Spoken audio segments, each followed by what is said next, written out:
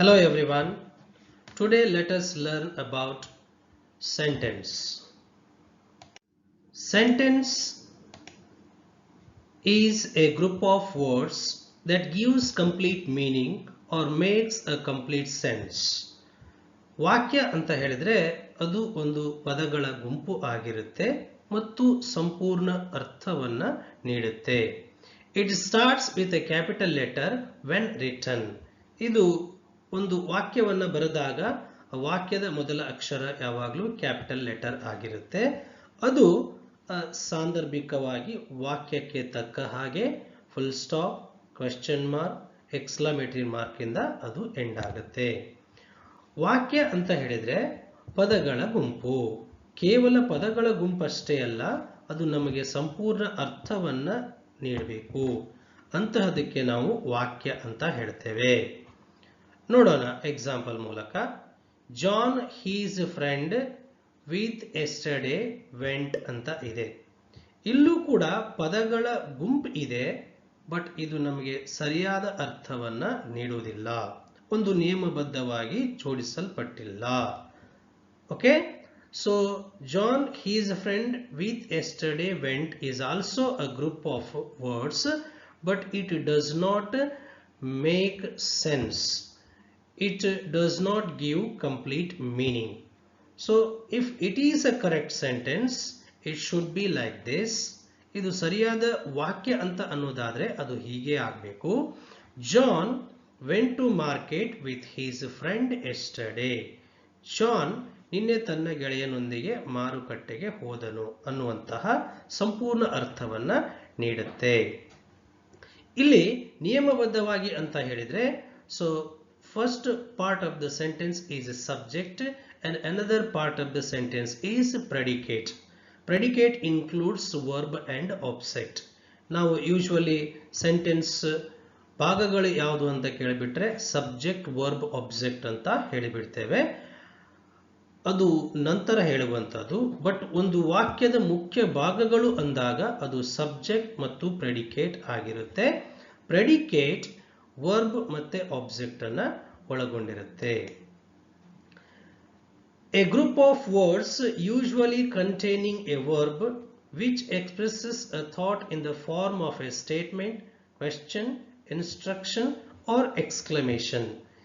ಈ ವಾಕ್ಯ ಅನ್ನುವಂಥದ್ದು ಪದಗಳ ಗುಂಪಾಗಿದ್ದು ಒಂದು ವರ್ಬನ ಹೊಂದಿದ್ದು ಅದು ಏನ್ ಮಾಡುತ್ತೆ ಅಂತ ಹೇಳಿದ್ರೆ ಒಂದು ವಿಚಾರವನ್ನ, ಒಂದು ವಿಷಯವನ್ನ ಅದು ಸ್ಟೇಟ್ಮೆಂಟ್ ಹೇಳಿಕೆಯ ರೂಪದಲ್ಲಿ, ಕ್ವೆಶ್ಚನ್ ಪ್ರಶ್ನೆಯ ರೂಪದಲ್ಲಿ, ಇನ್ಸ್ಟ್ರಕ್ಷನ್ ಹೇಳಿಕೆಯ ರೂಪದಲ್ಲಿ, ಆಮೇಲೆ ಎಕ್ಸ್ಕ್ಲಮೇಷನ್ ಒಂದು ಭಾವನೆಯಾಗಿ ಹೇಳಲಿಕ್ಕೆ ನಾವು ವಾಕ್ಯವನ್ನ ಬಳಸ್ತೇವೆ. Sentence and its parts. A sentence mainly has two parts such as subject and predicate. ನಾನು ಆವಾಗ ಹೇಳಿದ ಹಾಗೆ ಒಂದು ವಾಕ್ಯ ಮುಖ್ಯವಾಗಿ ಸಬ್ಜೆಕ್ಟ್ ಮತ್ತು ಪ್ರೆಡಿಕೇಟ್ ಅನ್ನ ಹೊಂದಿರುತ್ತೆ. So most of the times whenever we are asked about parts of sentence, we suddenly say that a sentence has a subject, verb and object. ಕೇಳಿದಾಗ ಈಗ ಹೇಳ್ಬಿಡ್ತೇವೆ. ಆಕ್ಚುಲಿ ಮೇನ್ ಆಗಿ ಒಂದು ಸೆಂಟೆನ್ಸ್ ಒಳಗೊಂಡಿರುವುದು ಸಬ್ಜೆಕ್ಟ್ ಮತ್ತು predicate ಮಾತ್ರ. ನೋಡೋಣ. Sachin plays cricket very well. ಇಲ್ಲಿ ಸಚಿನ್ ಅನ್ನುವಂಥದ್ದು ಸಬ್ಜೆಕ್ಟ್ ಆಗಿದೆ, ಆಮೇಲೆ ಪ್ಲೇಸ್ ಕ್ರಿಕೆಟ್ ವೆರಿ ವೆಲ್ ಅನ್ನುವಂಥದ್ದು ಪ್ರೆಡಿಕೇಟ್ ಆಗಿದೆ. So let's see one more example. We went to the airport. So here we is a subject and the remaining part of the sentence went to the airport is predicate. ಹಾಗಾದ್ರೆ ಈ predicate ಅಂದ್ರೆ ಏನು ಗೊತ್ತಾ? The essential part of the predicate is verb. predicate ಅಂದಾಗ subject ಹೊರತುಪಡಿಸಿ ವಾಕ್ಯದ ಉಳಿದ ಭಾಗ ಆಗಿರುತ್ತೆ. ಅದರಲ್ಲಿ ಮುಖ್ಯವಾಗಿ ವರ್ಬ್ ಅನ್ನೋದು ಖಂಡಿತ ಇದ್ದೇ ಇರುತ್ತೆ. ನೋಡೋಣ ಸಬ್ಜೆಕ್ಟ್ ಅಂದ್ರೆ ಏನು. The subject of a sentence is noun or noun equivalent about which something is said. Subject ಅಂದ್ರೆ ಒಂದು ನೌನ್ ಆಗಿರುತ್ತೆ ಅಥವಾ ನೌನಿಗೆ ಸಮನಾಗಿರುವಂತದ್ದಾಗಿರುತ್ತೆ.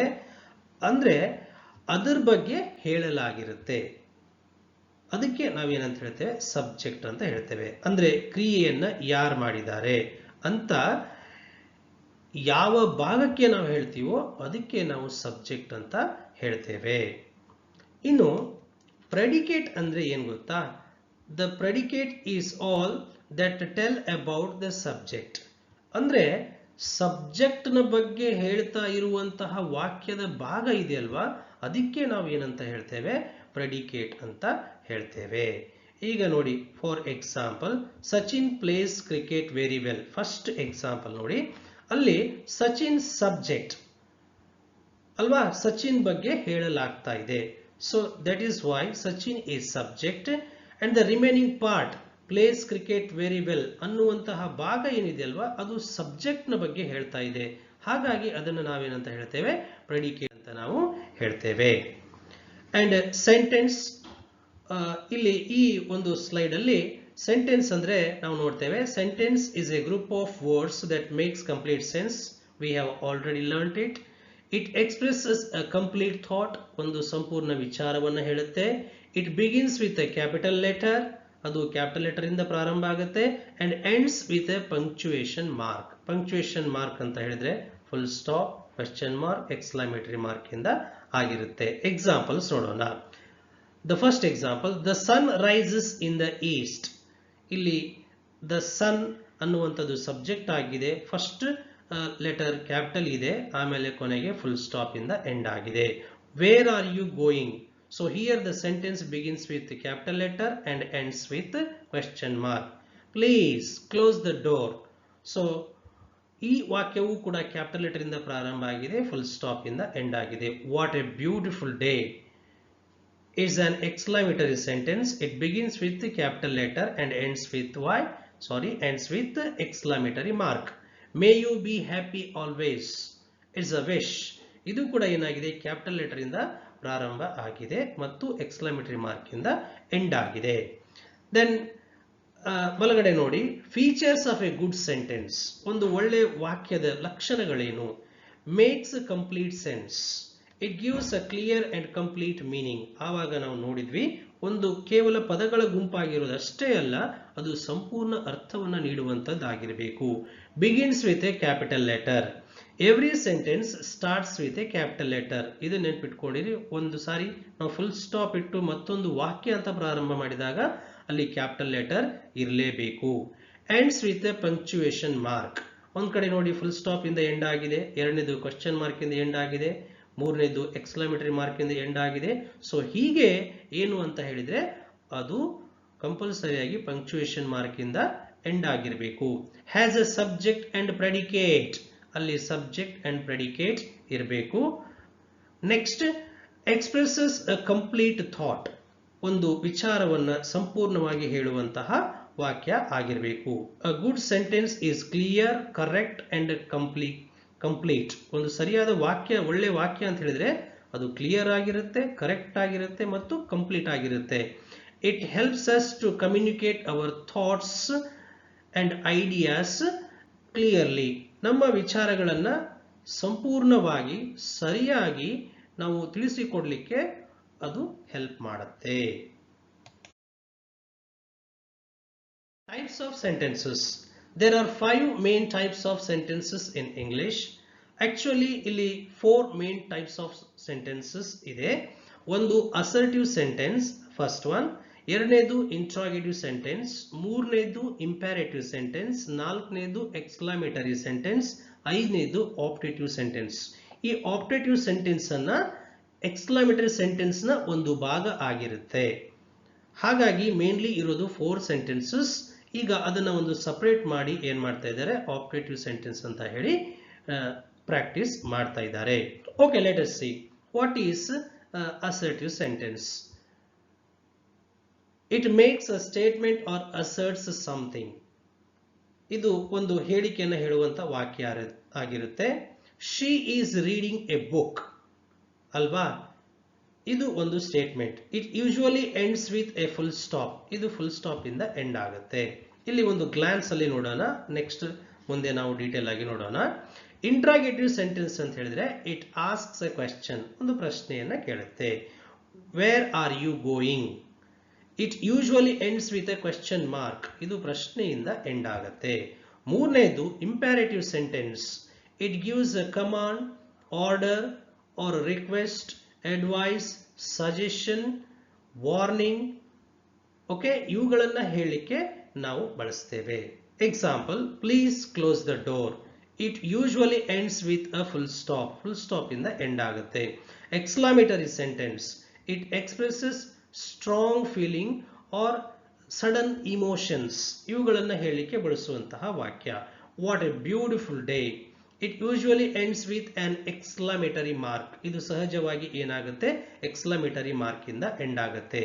ಆಪ್ಟೇಟಿವ್ ಸೆಂಟೆನ್ಸ್ ಅಂತ ಹೇಳಿದ್ರೆ it expresses a wish or a prayer. ಒಬ್ಬ ವ್ಯಕ್ತಿಯ ಪ್ರಾರ್ಥನೆ ಆಗಿರ್ಬೋದು, ಆಶಯವನ್ನ ಹೇಳಲಿಕ್ಕೆ ಬಳಸುವಂತಹ ವಾಕ್ಯ ಆಗಿರುತ್ತೆ. May you live long, an example. So it usually ends with an exclamatory mark. Different types of sentences help us express our ideas in a different way. Okay, we go to next slide. Kinds of sentences. So we will see what an assertive sentence is, which is also known as declarative sentence. Assertive sentence ಗೆ ಏನು ಹೇಳ್ತಾರೆ, declarative sentence ಅಂತ ಕೂಡ ಕರೀತಾರೆ. 4 ಪ್ರಕಾರದ ಮುಖ್ಯ ವಾಕ್ಯಗಳಲ್ಲಿ ಮೊದಲನೇದನ್ನ ನಾವು ನೋಡ್ತಾ ಇದ್ದೇವೆ. A sentence that states or declares something is called assertive or declarative sentence. ಏನಾದರೂ ಒಂದು ಹೇಳಿಕೆಯನ್ನ ನೀಡುವಂತಹ ವಾಕ್ಯಕ್ಕೆ ನಾವೇನಂತ ಹೇಳ್ತೇವೆ, ಅಸರ್ಟಿವ್ ಸೆಂಟೆನ್ಸ್ ಅಂತ ಹೇಳ್ತೇವೆ. The statements may be positive or negative. ಇಲ್ಲಿ ಸ್ಟೇಟ್ಮೆಂಟ್ ಏನಾಗಿರುತ್ತೆ ಅಂತ ಹೇಳಿದ್ರೆ ಪಾಸಿಟಿವ್ ಆಗಿರಬಹುದು ಅಥವಾ ನೆಗೆಟಿವ್ ಆಗಿರಬಹುದು. ಎಕ್ಸಾಂಪಲ್ ನೋಡೋಣ. Mary plays hockey on every Sunday.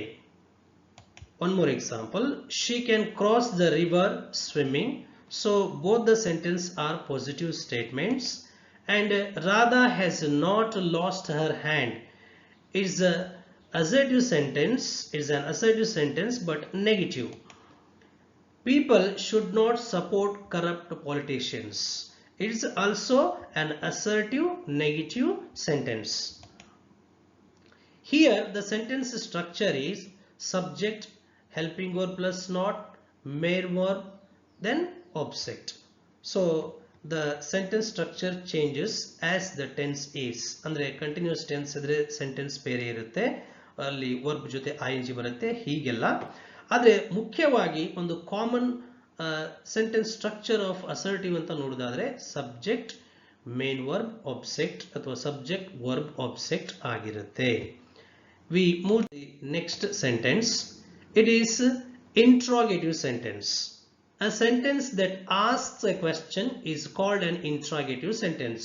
ಪ್ರಶ್ನೆಯನ್ನು ಕೇಳುವಂತಹ ವಾಕ್ಯಕ್ಕೆ ನಾವೇನು ಹೇಳ್ತೇವೆ, ಪ್ರಶ್ನಾರ್ಥಕ ವಾಕ್ಯ ಅಂತ ಹೇಳ್ತೇವೆ. There are two types of interrogative sentences. ಇಲ್ಲಿ 2 ಪ್ರಕಾರದ interrogative sentences ಇದೆ. ಪ್ರಕಾರ ಅಂತ ಹೇಳಿದ್ರೆ they are yes or no questions and WH questions. ಅಂದ್ರೆ ಅರ್ಥ ಇಷ್ಟೇ, ಪ್ರಶ್ನಾರ್ಥಕ ವಾಕ್ಯ ಅನ್ನೋದು ಈ ಹೆಲ್ಪಿಂಗ್ ವರ್ಬ್ ಅಥವಾ ಮಾಡಲ್ಸ್ ಇಂದ ಪ್ರಾರಂಭ ಆಗ್ತವೆ ಅಥವಾ WH ಕ್ವೆಶ್ಚನ್ ವರ್ಡ್ಸ್ ಇಂದ ಪ್ರಾರಂಭ ಆಗ್ತವೆ. Here the sentence begins with either WH questions or helping verbs. ಇಲ್ಲಿ ವಾಕ್ಯ ಹೆಲ್ಪಿಂಗ್ ವರ್ಬ್ ಇಂದ ಪ್ರಾರಂಭ ಆಗಬಹುದು ಅಥವಾ WH ಕ್ವೆಶ್ಚನ್ ವರ್ಡ್ಸ್ ಇಂದ ಪ್ರಾರಂಭ ಆಗಬಹುದು. The interrogative sentence may be positive or negative. ಇಲ್ಲೂ ಕೂಡ ವಾಕ್ಯಗಳು ಪಾಸಿಟಿವ್ ಆಗಿರಬಹುದು ಅಥವಾ ನೆಗೆಟಿವ್ ಕೂಡ ಆಗಿರಬಹುದು.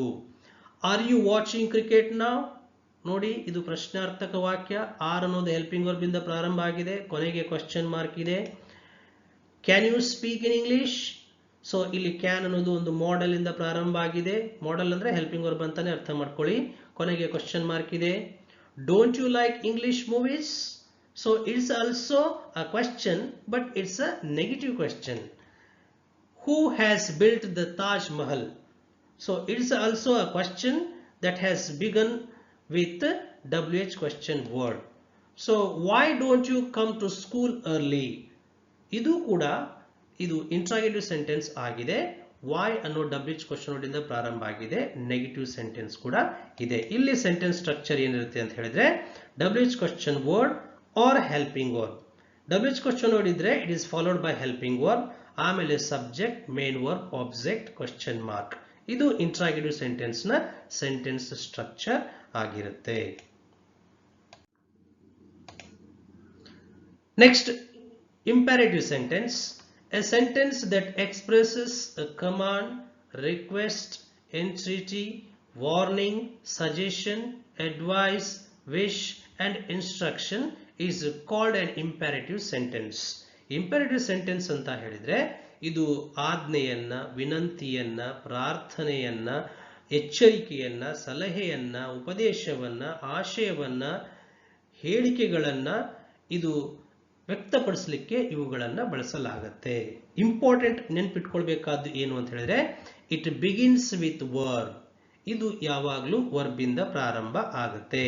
But negative sentence here begins with the word don't. ಇಲ್ಲಿ ನೆಗೆಟಿವ್ ವಾಕ್ಯ ಏನಾಗಿರುತ್ತೆ ಅಂತ ಹೇಳಿದ್ರೆ ಡೋಂಟ್ ಅನ್ನೋ ಶಬ್ದದಿಂದ ಪ್ರಾರಂಭ ಆಗಿರುತ್ತೆ. ನೋಟ್, ಇಲ್ಲಿ ನಾವು ಗಮನಿಸಬೇಕಾದ ಒಂದು ಅಂಶ ಏನು ಅಂತ ಹೇಳಿದ್ರೆ here the subject you is understood. ಇಲ್ಲಿ ಸಬ್ಜೆಕ್ಟ್ ಯು ಅನ್ನೋದು ಅಂಡರ್ಸ್ಟುಡ್ ಆಗಿರುತ್ತೆ. ಈಗ ಪಾಸಿಟಿವ್ ನೋಡೋದಾದ್ರೆ ಎಕ್ಸಾಂಪಲ್ ನೋಡೋಣ. Close the door, first example close the door ಅಂದಾಗ so it has begun with the verb close. Okay, we will see the second sentence don't close the door. ಅದರ negative form ಅನ್ನು ನಾವಿಲ್ಲಿ ನೋಡ್ತಾ ಇದ್ದೇವೆ, don't ಇಂದ ಪ್ರಾರಂಭ ಆಗಿದೆ. Next example shut your mouth or close the door please. Improve yourself. May God bless you. Have mercy on us. Don't come here again. Let India win the next World Cup. Don't waste your valuable time. So ಈ ವಾಕ್ಯಗಳನ್ನು study ಮಾಡಿದಾಗ ನಮ್ಗೆ ಗೊತ್ತಾಗುತ್ತೆ ಈ ವಾಕ್ಯ ಹೇಗೆ command, request, warning, suggestion, advice, wish ಅನ್ನ ಹೇಗೆ ಹೇಳ್ತಾ ಇದೆ ಅಂತ ಹೇಳಿ. ಸೊ ಇಲ್ಲಿ ಸೆಂಟೆನ್ಸ್ ಸ್ಟ್ರಕ್ಚರ್ ಪಾಸಿಟಿವ್ ವಾಕ್ಯ ಆದ್ರೆ ವರ್ಬ್ ಪ್ಲಸ್ ಆಬ್ಜೆಕ್ಟ್ ಇರುತ್ತೆ, ನೆಗೆಟಿವ್ ಆದ್ರೆ ಡೋಂಟ್ ವರ್ಬ್ ಪ್ಲಸ್ ಆಬ್ಜೆಕ್ಟ್ ಇರುತ್ತೆ. Next sentence is exclamatory sentence. A sentence that expresses sudden or strong feelings is called an exclamatory sentence. ಅಂದ್ರೆ ಒಬ್ಬ ವ್ಯಕ್ತಿಯ ಒಮ್ಮಿಂದೊಮ್ಮೆಲೆ ಉದ್ಭವಿಸುವಂತಹ ಭಾವನೆಗಳನ್ನ, ಹಿಡಿದಿಟ್ಟುಕೊಂಡಿರುವಂತಹ ಭಾವನೆಗಳನ್ನ ಸಡನ್ ಆಗಿ ಎಕ್ಸ್ಪ್ರೆಸ್ ಮಾಡ್ತಾರಲ್ವಾ, ಸೊ ಅದನ್ನ ವ್ಯಕ್ತಪಡಿಸುವಂತಹ ವಾಕ್ಯಕ್ಕೆ ನಾವು ಎಕ್ಸ್ಕ್ಲಾಮೇಟರಿ ಸೆಂಟೆನ್ಸ್ ಅಂತ ಹೇಳ್ತೇವೆ. Exclamatory sentences are always followed by the mark of interjection. ಇಲ್ಲಿ ಎಲ್ಲಿ ನಾವು ಆ ಭಾವನೆಯನ್ನು ವ್ಯಕ್ತಪಡಿಸುವಂತಹ ಪದ ಇರುತ್ತೋ ಅಲ್ಲಿ ಕಂಪಲ್ಸರಿಯಾಗಿ ನಾವು ಎಕ್ಸ್ಕ್ಲಾಮೇಟರಿ ಮಾರ್ಕ್ ಅನ್ನ ಬಳಸ್ತೇವೆ. ಕಂಪ್ಲೀಟ್ ವಾಕ್ಯನೇ ಒಬ್ಬ ವ್ಯಕ್ತಿಯ ಸಡನ್ ಫೀಲಿಂಗ್ ಅನ್ನು ಎಕ್ಸ್ಪ್ರೆಸ್ ಮಾಡೋದಾಗಿದ್ರೆ ಅಲ್ಲಿ ಕೊನೆಗೆ ಎಕ್ಸ್ಕ್ಲಾಮೇಟರಿ ಮಾರ್ಕ್ ಬಳಕೆಯಾಗುತ್ತೆ. ಇಲ್ಲಿ ಯಾವುದೇ ಪರ್ಟಿಕ್ಯುಲರ್ ಸೆಂಟೆನ್ಸ್ ಸ್ಟ್ರಕ್ಚರ್ ಇಲ್ಲ. ಯಾಕೆ ಅಂತ ಹೇಳಿದ್ರೆ ಮನುಷ್ಯನಿಗೆ ಭಯ, ಆಶ್ಚರ್ಯ, ಆತಂಕ, ದುಃಖ, ಸಂತೋಷ ಆದಾಗ ವ್ಯಕ್ತಿ ಭಾವನೆಗಳನ್ನ ಬೇರೆ ಬೇರೆ ರೀತಿಯಲ್ಲಿ ವ್ಯಕ್ತಪಡಿಸ್ತಾನೆ. ಆ ಕಾರಣಕ್ಕಾಗಿ ಇಲ್ಲಿ ಪರ್ಟಿಕ್ಯುಲರ್ ಸೆಂಟೆನ್ಸ್ ಸ್ಟ್ರಕ್ಚರ್ ಇರೋದಿಲ್ಲ. ಎಕ್ಸಾಂಪಲ್ಸ್ ಅನ್ನ ನೋಡೋಣ. Oh snake, smoke, how hot it is, ಎಷ್ಟು ಬಿಸಿಯಾಗಿದೆ. ಅಲಾಸ್, ಅಯ್ಯೋ my friend is dead. What a tragedy, ಎಂಥ ದುರಂತ. What a fool I am, ನಾನೆಂತಹ ಮೂರ್ಖ. ಹೌ ಟಾಲ್ ಶಿ ಈಸ್, ಎಷ್ಟು ಎತ್ತರ ಇದ್ದಾಳೆ. ಹೌ ಕೈಂಡ್ ಹಿ ಈಸ್, ಎಷ್ಟು ಒಳ್ಳೆ ವ್ಯಕ್ತಿ ಇದ್ದಾನೆ. What a beautiful palace it is, ಎಂತಹ ಸುಂದರವಾದಂಥ ಅರಮನೆ ಇದು. Hurrah, we won the match, ಕೆ ಹೋ, ನಾವು ಪಂದ್ಯವನ್ನ ಗೆದ್ಬಿಟ್ವಿ ಅಂತ ಹೇಳಿ ಸಂತೋಷವನ್ನ ವ್ಯಕ್ತಪಡಿಸುವಂತಹದ್ದು. So the emotions are fear, sorrow, happiness, surprise, pain, joy and etc. ಆತಂಕ, ಭಯ, ದುಃಖ, ಸಂತೋಷ, ಆಶ್ಚರ್ಯ, ನೋವು, ಆನಂದ ಇವುಗಳನ್ನು ವ್ಯಕ್ತಪಡಿಸಲಿಕ್ಕೆ ನಾವು ಎಕ್ಸ್ಕ್ಲಾಮೇಟರಿ ಸೆಂಟೆನ್ಸ್ ಅನ್ನ ಬಳಸ್ತೇವೆ. ಇನ್ನು ಫಿಫ್ತ್ ಒನ್ ಆಪ್ಟೇಟಿವ್ ಸೆಂಟೆನ್ಸ್ ಅಂತ ಹೇಳಿದ್ರೆ a sentence that expresses a wish, hope or prayer. ಒಬ್ಬ ವ್ಯಕ್ತಿಯ ಆಶಯವನ್ನ ಮತ್ತು ಪ್ರಾರ್ಥನೆಯನ್ನ ವ್ಯಕ್ತಪಡಿಸುವಂತ ವಾಕ್ಯಕ್ಕೆ ನಾವು ಆಪ್ಟೇಟಿವ್ ಸೆಂಟೆನ್ಸ್ ಅಂತ ಹೇಳ್ತೇವೆ. May you succeed in life, may God bless you, Wish you happy birthday. May you recover soon. Long live the king. Okay, quick revision of sentence. Type.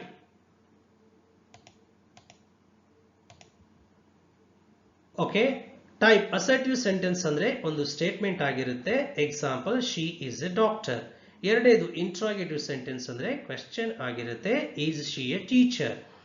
ಇಂಪೇರೇಟಿವ್ ಅಂತ ಹೇಳಿದ್ರೆ command, request, advice, wish, suggestion, ತುಂಬಾ ವಿಷಯಗಳನ್ನು ವ್ಯಕ್ತಪಡಿಸುವಂತ ವಾಕ್ಯ ಆಗಿರುತ್ತೆ. Example, please sit down.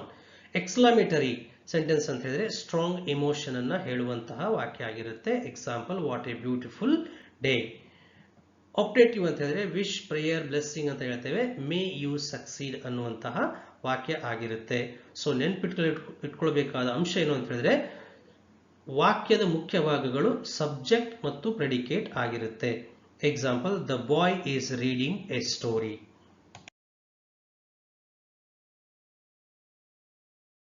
Okay, the sources we have referred to prepare this presentation are these: 2 books and ChatGPT. Thank you for watching the video.